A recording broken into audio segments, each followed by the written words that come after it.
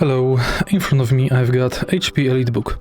In this video I'll show you how to factory reset your computer via system settings.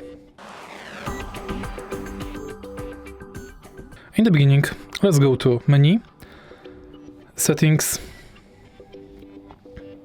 or search in the search bar, Reset.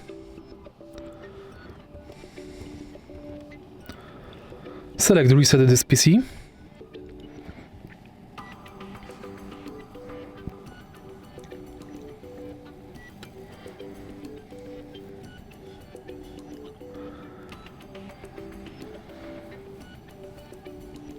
Reset PC.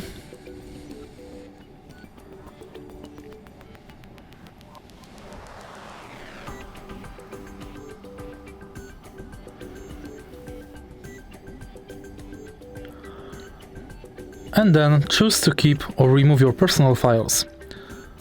After this procedure, Windows will be reinstalled. If you find this video helpful, please leave like, comment and subscribe.